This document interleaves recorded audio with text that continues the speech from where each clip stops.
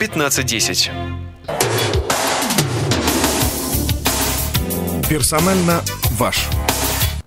Здравствуйте, в эфире программа «Персонально ваш». У микрофона Максим Курников. А в гостях у нас сегодня персонально ваш политолог, доктор политических наук Станислав Шкель. Здравствуйте. Добрый день. Я напомню, что мы в прямом эфире, поэтому вы можете присылать смс-сообщения на номер +7 927 304 1051. Я, соответственно, все ваши вопросы, особенно если вы подпишетесь, задам.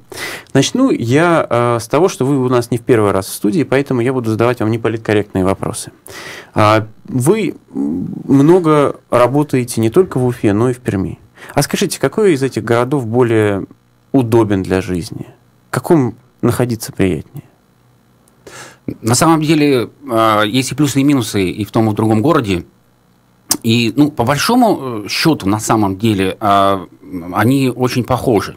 Вот, например, структура экономики, то есть у нас Башнефть, там Лукойл, у нас есть авиационный завод, там университет, соответственно, и там тоже. Но вот плюсы и минусы какие? Вот если говорить о инфраструктуре, как бы вот такого обычного обывателя, да, мне кажется, что Уфа как бы внешне выглядит более фешенебельной, более такой опрятной. Возможно, это наследие авторитаризма, когда вот всякого рода хаотичные рыночные там постройки, да, были убраны. Вот, например, по крайней мере, центр точно как бы у нас в Уфе более такой фешенебельный, красивый и так далее.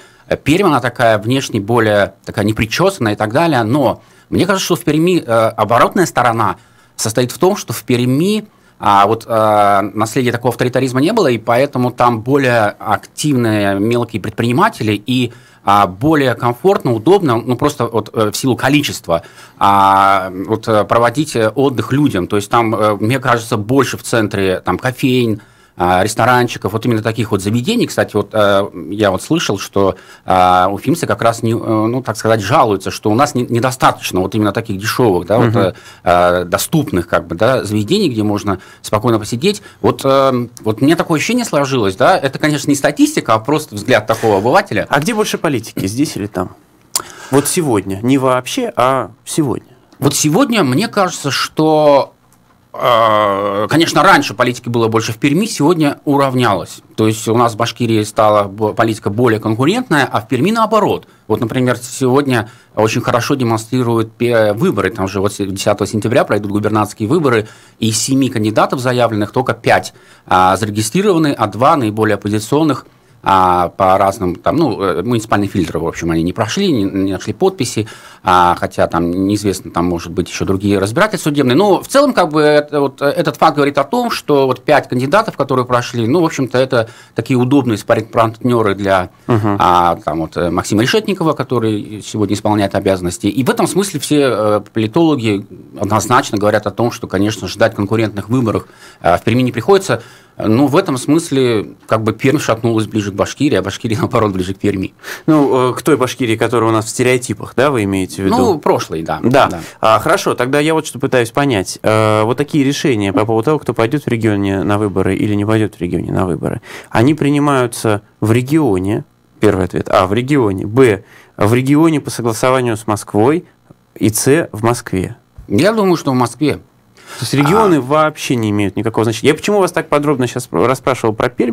Я хочу, чтобы вы сравнили, насколько руководители таких регионов, как Пермский край, не самый последний регион в стране, прямо скажем, и Башкортостан, это вообще лучший регион в стране, это понятно, вообще влияют на что-то, на ваш взгляд? Они влияют в том смысле, что, конечно, Кремль, когда рассматривает претендентов, он все равно рассматривает такой критерий, как корни, истоки, близость к региону, его узнаваемость и так далее. То есть в этом смысле все равно мы видим по корпусу губернаторов таких прямо стопроцентных чистых варягов, их все-таки на самом деле не так уж много. То есть есть, конечно, выходцы из Москвы, но которые в прошлом имели какую-то связь с регионом. В этом... в Перми, например. Да. Вот, например, Перми, или в Башкортостане, например. Человек в Пермь поехал в ссылку или на повышение? Или в ссылку на мне кажется, повышение? это как бы оценка самого кандидата. Для кого-то это ссылка, для кого-то повышение, но я бы рассматривал скорее как повышение. Все-таки одно дело, когда ты работаешь просто заместителем в правительственных структурах, хоть и в Москве, другое дело, ты первый человек в регионе. Но, по крайней мере, в плане ресурсообеспеченности, конечно, пост губернатора он более значим, чем какой-то пост не самый главный в федеральных структурах. Ну вот я так бы ответил.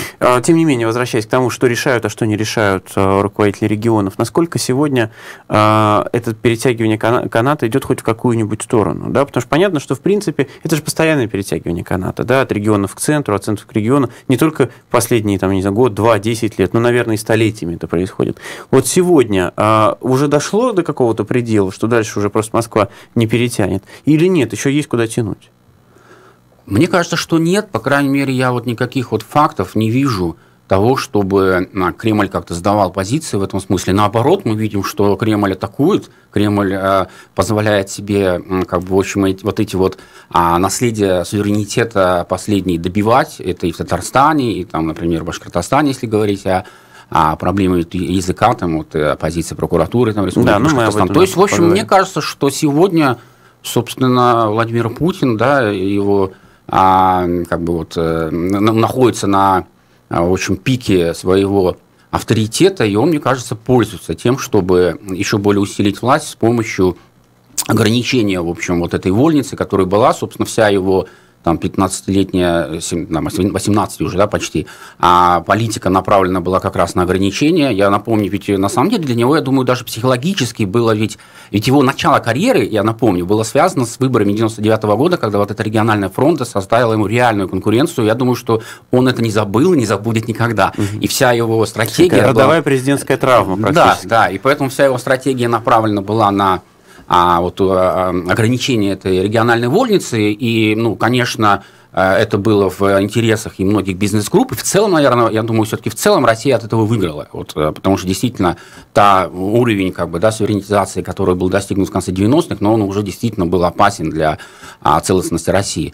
Ну, вот поэтому я, например, не вижу, что Владимир Путин отступает от этой стратегии, он, наоборот, продолжает действовать в этом направлении. Я думаю, что какие-то попытки отступить от этой модели возникнут только тогда, когда экономически ресурсообеспеченность центра будет настолько опасна, что, ну, вот как в 90-х, условно говоря, президент будет отдавать полномочия регионам просто потому, что не будет финансовой подпитки и финансовой обеспеченности. Вот, но пока этого не произошло, я думаю, ожидать как бы обратных каких-то тенденций не стоит. А для чего тогда ведутся все эти разговоры? Ну, то есть мы же... Ладно, если бы мы только от руководителей регионов слышали, надо больше доверять регионам, нам нужно больше там денег или что-нибудь такое.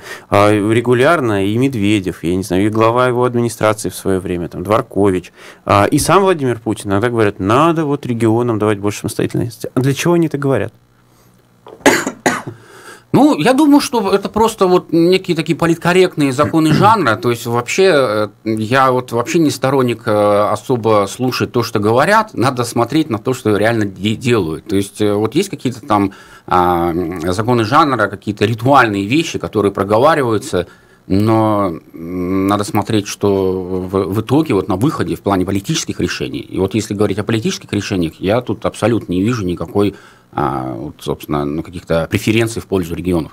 Я напомню номер прямого эфира, ну, точнее, номер для СМС с вопросами в прямой эфир, +7 927 304 1051. Напомню, что у нас в гостях доктор политических наук Станислав Шкель.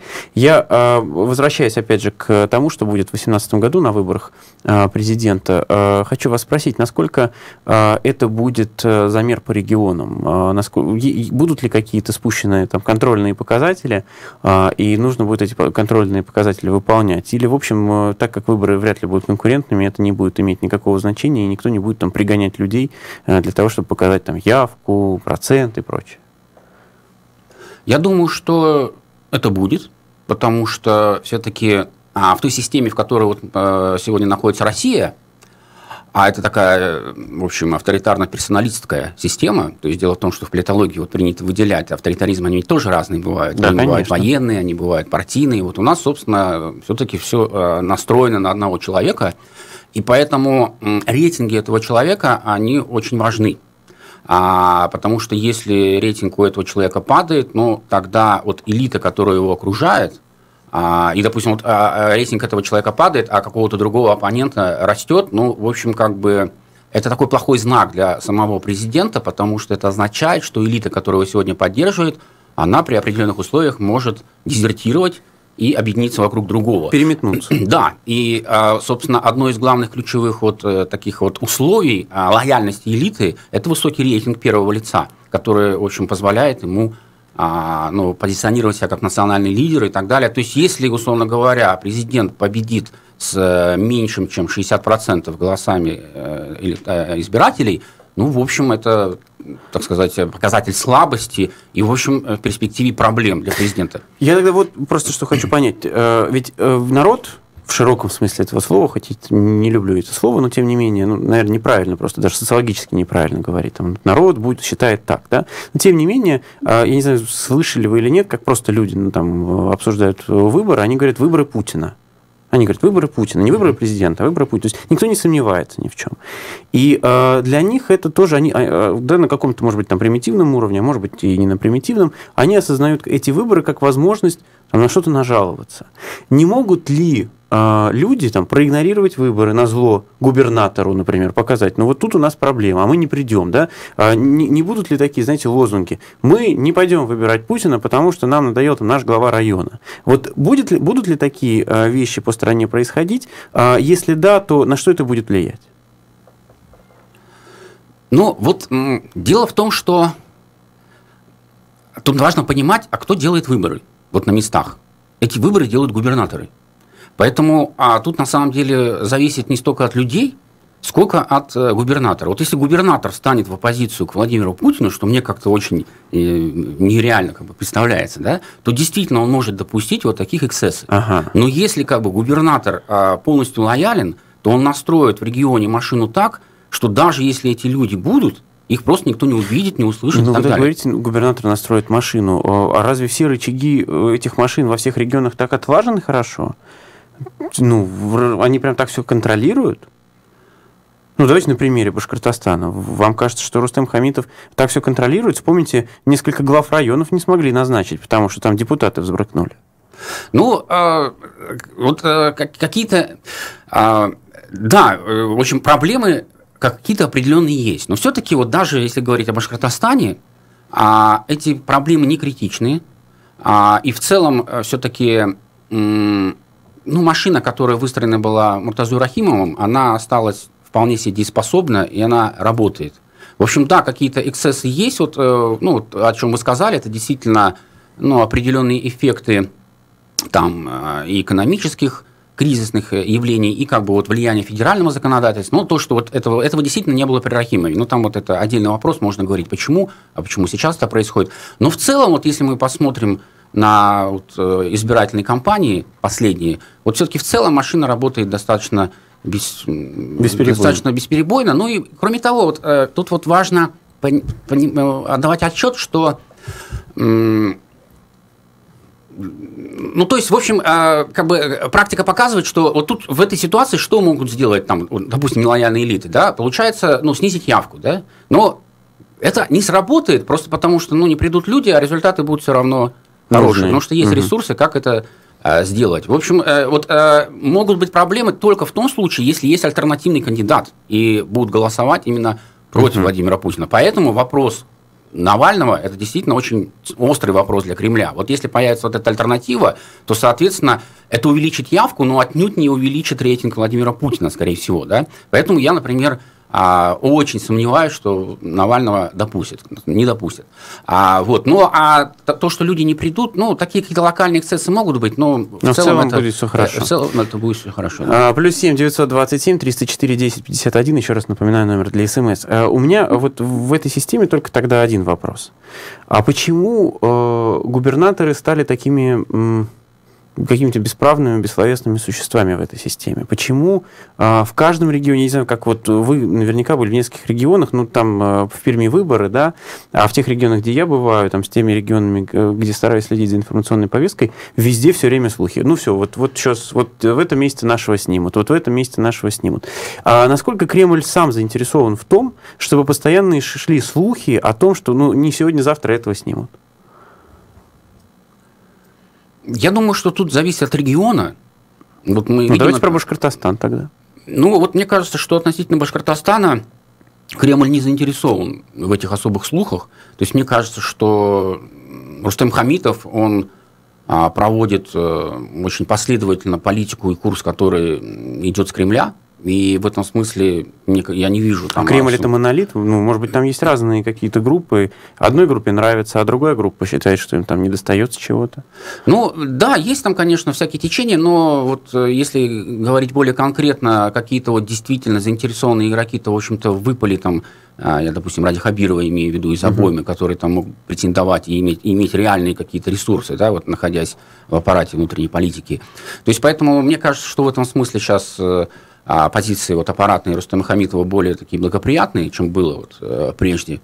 Вот, но вот в целом, как мне представляется, Рустем Хамитов, не случайно все-таки его фигура состоит в том, что он действительно, ну, отчасти варяг, да, по крайней мере, не связан с внутренними клановыми отношениями республики, и вот эта политика на ослабление вот этих вот региональных элит, которые действительно очень усилились, Ильон Рахимова, Хамитов проводит успешно в целом.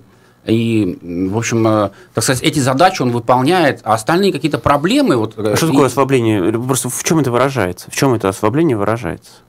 Элит? Да, региональных. Ну вот те, значит, элиты, которые были откровенно ориентированы на Муртазу Рахимова, его ставленники, причем достаточно ресурсообеспеченные, они все лишились власти. И поэтому они сейчас вот составляют вот этот пул обиженных элит, который, собственно, и сегодня становится одной из такой самых громких и видных оппозиционных сил. Да? Они, кстати, вы наверняка видели, апеллируют к Владимиру Путину. Да? Они говорят, мы ни в коем случае не против системы, нам не нравится именно Хамитов. На ваш взгляд, насколько это козырь в их руках или, наоборот, их слабое место? Ну, я думаю, это просто такая прагматическая, стратегически правильная, конечно, позиция, потому что сегодня выступать против Владимира Путина, это, в общем, достаточно опасно и как бы рискованно. Вот эта вот позиция двойственная, да, что мы за Путина, но против Хамитова, она вот такая наиболее безопасная в рамках вот... Хорошо, давайте разберем на конкретном примере. Смотрите, они говорят, мы за то, чтобы башкирский язык был для всех обязательным. Владимир Путин делает заявление и говорит, что, вы знаете, родные языки никого насильно заставлять учить не будем. А Конгресс башкирского народа, вот у нас здесь, по крайней мере, представитель в студии говорит, вы знаете, вы просто не все неправильно поняли Путина, он имел в виду другое, да? И тут прокуратура говорит, нет, мы вам разъясняем, никто не будет заставлять учить башкирскому языку. Ну где же это выигрышная позиция? Разве не сами себя загоняют в тупик они здесь? Апеллируя к Путину, а он говорит обратные, противоположные тому, что они говорят вещи. Ну, я согласен, что позиция, она такая вот у представителей Конгресса башкирского народа противоречивая, но в то же время вот, понятная. То есть, вот мне кажется, что она, как бы эти представители пытаются вот действительно такую вот на двух стульях как бы усилить, то есть, с одной стороны, то есть, ну, идет, вот по сути, они перевели это в плоскость, ушли от вопроса критики Владимира Путина, ушли в вопрос трактовки слов Владимира Путина. И, конечно, они как за соломинку последних держатся, что все-таки Владимир Путин на самом деле имел совсем другое. Но и тут вот мне трудно сказать, искренне они или нет. Вот, наверное, кто-то из них действительно искренне так полагает, что вот царь хороший, а бояре плохие. А кто-то, мне кажется, все понимает, но просто прагматически он понимает, что это более рискованно пойти на полную критику Владимира Путина, тогда его там обвинят как иностранного агента там, и так далее, и патриота, да. Вот. И вот они пытаются сохранить и патриотический дух, и в то же время критику Хамитова. То есть с точки зрения вот тех структуры власти, в которой мы живем, это вполне понятно, рационально и прагматично. Ну вот как раз по поводу языка Рустем Хамитов сделал довольно туманные такие заявления, которые как раз действительно можно было тоже и так трактовать, и сяк трактовать. А прокуратура выступила вот так резко по-военному, можно даже сказать. На ваш взгляд, почему это вдруг произошло вот так в конце августа перед учебным годом? Это осознанное какое-то действие, да, или просто, ну вот к ним обратились, они ответили? Я думаю, что это какой-то сигнал, да? Я думаю, что это вот, собственно, вот идет политика наступления на суверенитет, вот о чем мы начинали разговор, то есть вот есть возможность сейчас этот вопрос переломить, и это происходит. И то есть, возможно, Башкортостан – это та площадка, и, в общем-то, часто так бывало, перед тем, как такие же процессы пойдут в более таких крупных, крепких бастионах, как Татарстан, например. Да? Вот, поэтому мне кажется, что тут позиция Кремля, она вот достаточно последовательна. То есть, если посмотреть, да, вот эти риторику Владимира Путина, да, сначала он говорил, что многообразие языков – это ценность, когда Это, когда он не мог говорить иначе. Вот. А сегодня как бы его мощь настолько стала велика, что он позволяет более однозначной трактовки, и, соответственно, и прокуратура в этом... А язык для какой-то из сторон здесь реально ценность? Или язык – это только инструмент, или, может быть, даже заложник в политической игре? Смотря для кого. Я думаю, что политики чисто инструментально его используют как ресурс, но я думаю, что, конечно, очень много башкир искренне видят в этом ценность. И для них это действительно важно. Мы сейчас прервемся на московские новости. Сразу после московских новостей продолжим. Напомню, номер для СМС +7 927 304 1051. Никакого секрета. Мы говорим все, что знаешь. Радио «Эхо Москвы».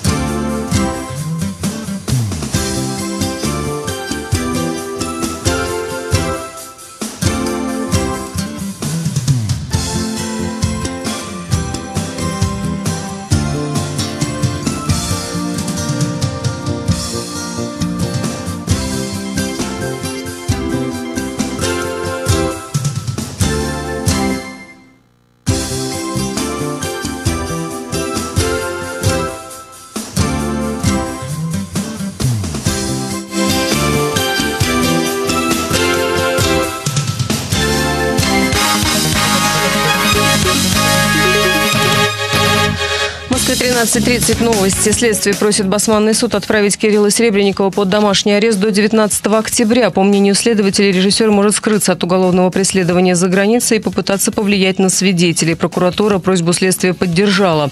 Сам Серебренников заявил, что предъявленные ему обвинения невозможны и немыслимы. «Я честно работаю много лет в России, никуда не собираюсь скрываться», сказал режиссер. Он просит не помещать его под домашний арест. Серебренников добавил, что не давал показаний на других сотрудников седьмой студии, так как ему ничего не известно о каких-либо злоупотреблениях с их стороны. Представитель следствия в Басманном суде подтвердил, что Кирилл Серебренников фактически отказался от дачи показаний, свою вину он не признал. Защита Серебренникова просит отказать в удовлетворении ходатайства следствия о домашнем аресте. Адвокаты называют эту просьбу незаконной и необоснованной. Десятки деятелей культуры готовы выступить поручителями за режиссера Кирилла Серебренникова, от гендиректора Большого театра Владимира Урина до певца Филиппа Киркорова. Наталья Солженицына заявила о порядочности и добросовестности режиссера. Она ручается, что Серебренников будет являться на необходимые следственные действия, а также на заседание суда. Как сообщает «Медиазона», поддержать Серебренникова к Басманному суду пришел Александр Будберг, муж пресс-секретаря премьер-министра Натальи Тимаковой, а также жена бизнесмена Олега Дерипаски Полина. Москва не сомневается в том, что Соединенные Штаты будут вмешиваться в российские выборы. «Мы к этому привыкли, мы с этим живем», сказал заместитель министра иностранных дел Сергей Рябков. По его оценке, иначе может думать только абсолютно наивный человек, который, цитирую, живет на другой планете и не понимает, что к чему. Госсекретарь США Рекс Тиллерсон обвинил Москву в поставках оружия афганскому движению «Талибан». В Минобороны это опровергают, рассказывает Константин Мирошников. Тиллерсон охарактеризовал действия России как нарушающие международные нормы и нормы Совбеза ООН. Однако никаких доказательств того, что поставки действительно существуют, не предоставил. На это обратили внимание в МИДе. Во внешнеполитическом ведомстве утверждают, что страна контактирует с талибами исключительно по двум вопросам – безопасности российских граждан в стране и побуждение группировки начать мирные переговоры с афганским правительством. Обвинения отрицали и в Совете Федерации. Первый замглавы Комитета по обороне и безопасности Франц Климцевич назвал заявления Тиллерсона одномерными. Если США во время афганской войны, которую вел Советский Союз, всячески поддерживал маджахедов, это не значит, что и Россия, в свою очередь, делает это сегодня в отношении талибов, сказал он. Ранее Дональд Трамп говорил о готовности поддержать мирное урегулирование конфликта в Афганистане. В Москве сегодня дождь, местами сильный, возможен град, и плюс 24-26. Ирина Меркулова, служба информации, «Эхо Москвы». Реклама.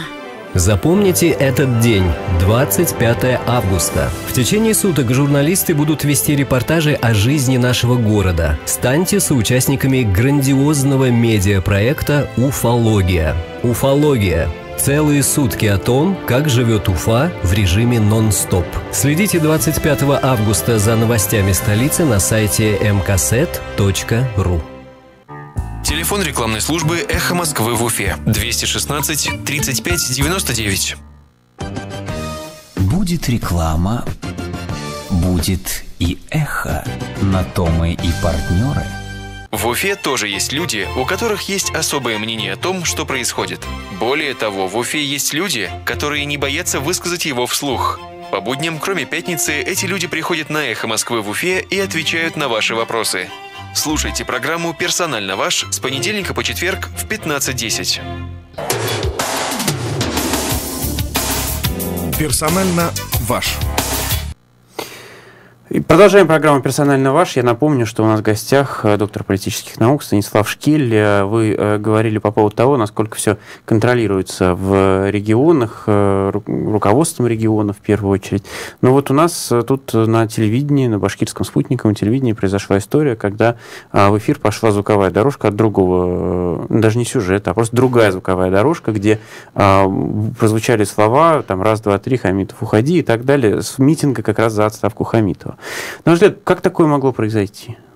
Вот, не технически, а вот политически. Ну, вообще очень забавная история.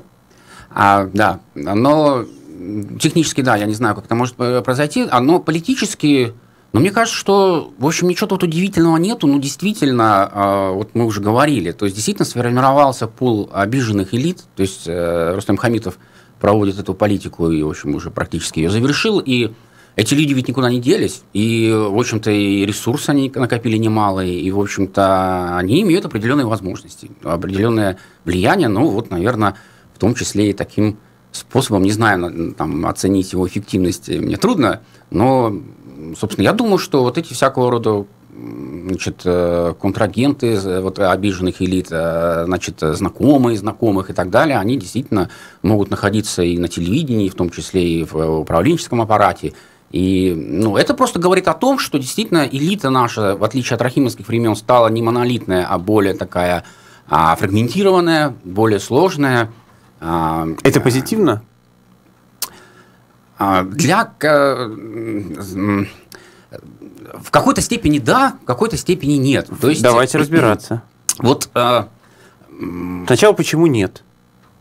Нет, потому что, конечно, вот, позитивно фрагментированная элита именно тогда, когда есть институты, каналы, вот такие нормальные, легальные, да, демократические, вот отражение этих интересов, влияние их, и, то есть вот, ну, собственно, я имею в виду, конечно, нормальные честные выборы, да, то есть и нормальные партии, да, то есть нормальную именно политику, политиков, которые... Ну, так сначала должны сформироваться запросы, а потом сформируется выбор. Вот, может быть, сейчас как раз и формируется такой запрос, и, может быть, как раз выборы в Курултай, которые пройдут через год, они уже будут отражать какую-то борьбу? Или вот вы как раз на это не надеетесь? Ну, вот я не надеюсь, потому что, вот понимаете, если бы у нас были эти каналы, то я думаю, что основные силы и основные ресурсы бы тратились вот на эти каналы. Поскольку вот, собственно, эти игроки видят, что тут все закрыто, доступ закрыт, то есть и наша региональная власть, и имеет она, видимо, согласие на уровне Кремля, значит, в силах от политического процесса изолировать как бы действительно конкурентные фигуры, как мы видели это на прошлых выборах.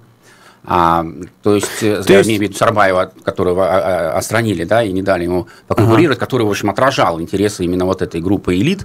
То есть, ну, вот, соответственно, эти элиты прибегают вот к этим уже таким неконвенциональным методам борьбы. Вот митинги, вот акции прямого действия, вот это вот такое мелкое хулиганство, я не знаю, как это назвать. Вы вот все-таки мелкое хулиганство, вот вы так это, такую дефиницию даете? Ну, не знаю, как иначе. Но... Диверсия. Диверсия. Нет? Ну, с точки зрения БСТ, конечно, диверсия. Конечно, это абсолютно несанкционированное какое-то... Хорошо, правильно я вас понял.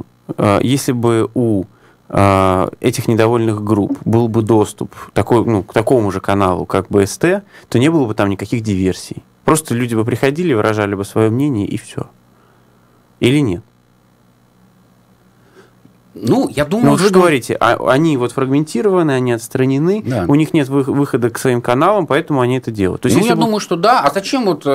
Это же все равно какой-то риск, это все равно какое-то вот противоправное, значит, действие, да, вот обратились же правоохранительные органы, и там это как что-то вроде элемент незаконности, конечно, тут есть проникновение там, и так далее, ну, по сути, вредительство. Ладно, еще хорошо, что они это сказали. А если бы они сказали что-нибудь, не знаю, противозаконное, про запрещенное в России ИГИЛ или что-нибудь, ну, на самом деле, ведь это вещь серьезнее, чем просто шутка какая-то. Я согласен. Вот поэтому, конечно, вот люди, которые это делали, они все равно рискуют. Поэтому, чтобы на это пойти, ну, нужны какие-то мотивы. Вот если бы действительно у нас было более плюральное телевидение, и туда, и на эти каналы там, можно было говорить о какой-то оппозиционной точке зрения, ну, тогда зачем рисковать, зачем это делать? Вот мы поняли, какие минусы, да, что плохо. А что хорошего в том, что элиты отстранены, фрагментированы и не так монолитны? Ну, плюсы... И их, мне кажется, даже может быть больше.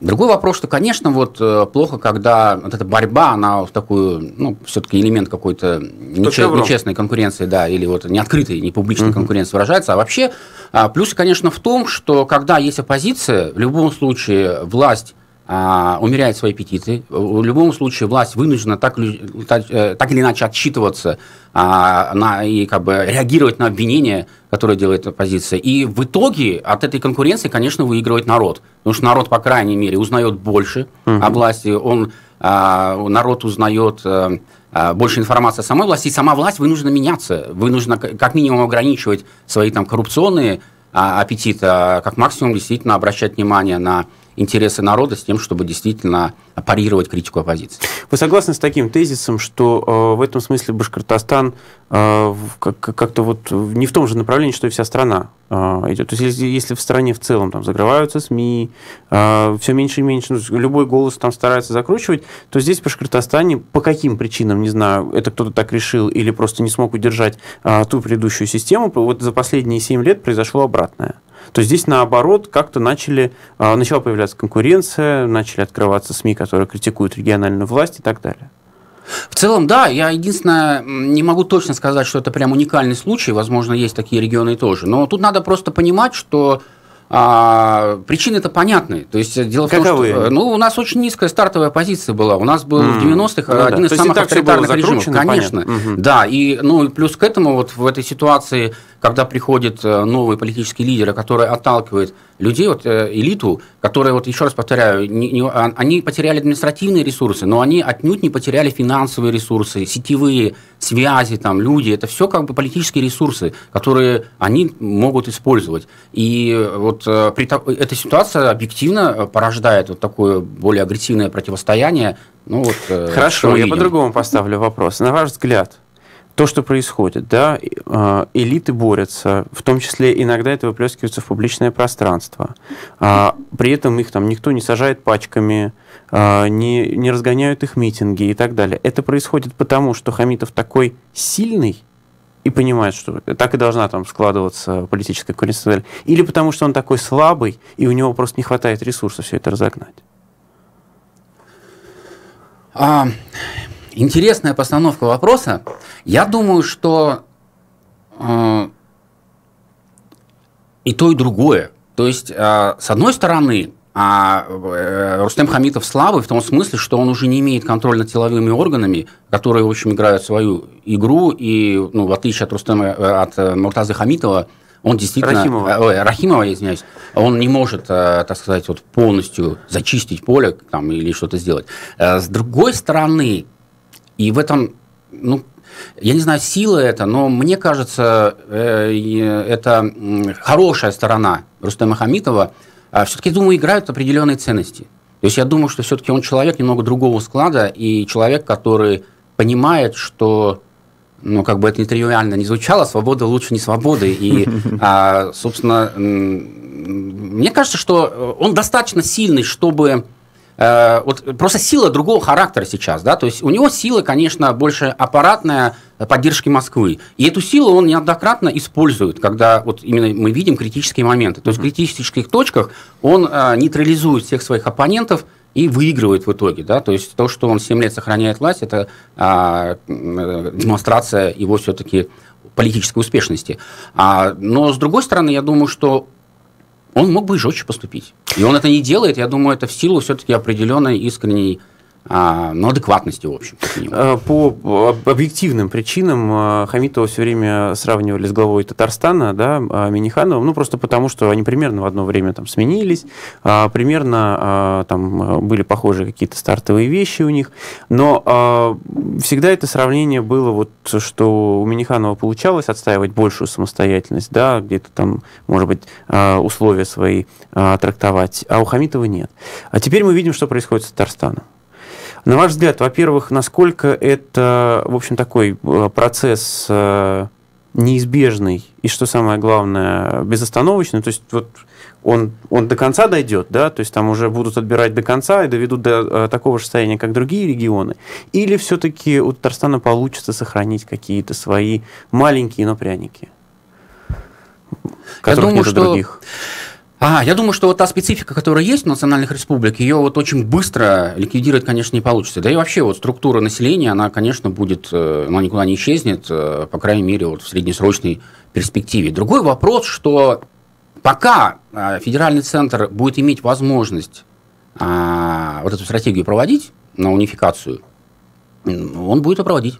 То есть я вот тут, у меня никаких нету заблуждений по этому поводу. То есть вообще вот если посмотреть не на риторику, да, а посмотреть вот на конкретные факты, вот на самом деле для любого государства, современного государства, вот очень часто можно слышать, да, и это можно слышать от первых лиц, что вот многообразие культур, многообразие языков – это наша ценность, но это только риторика.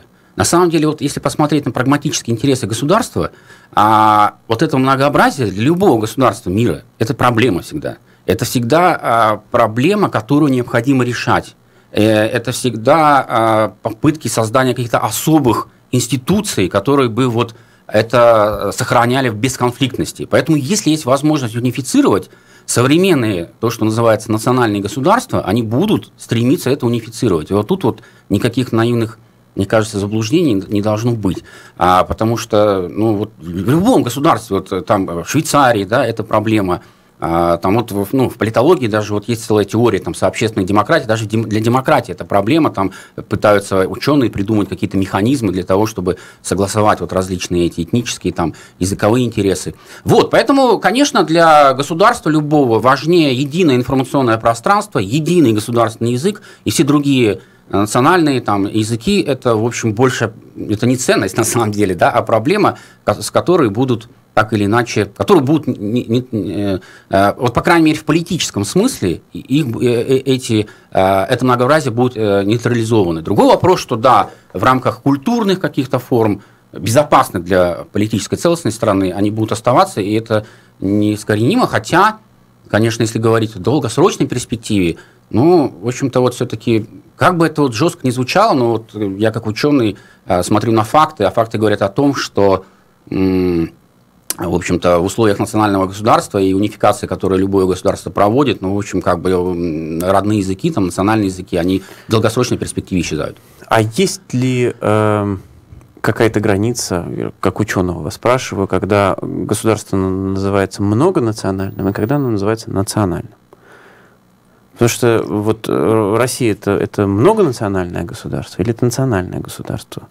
Учитывая, что у нас, да, там есть определенные данные переписи, которые говорят о том, что, сколько там, 80%, да, это одна национальность. Вот тут вот мы переходим к такой вот самой спорной, да, терминологической дискуссии, которая вот есть там в политологии там, и в других смежных дисциплинах. На самом деле в науке вот то, что вы называете многонациональность, называют полиэтничностью. То есть принято разграничивать нация, это, собственно, политическое сообщество, Россия, россияне, американцы, там, да, и этносы. Безусловно, на самом деле, вот эта наша многонациональность, на самом деле полиэтничность, да, она не уникальна. Все страны мира полиэтничные, везде есть разные языки и так далее. Но все-таки государство сегодня, почему оно называется национальным, и почему вот Организация Объединенных Наций, она включает ведь не народы, которых 3000, а государства, которых всего около 200.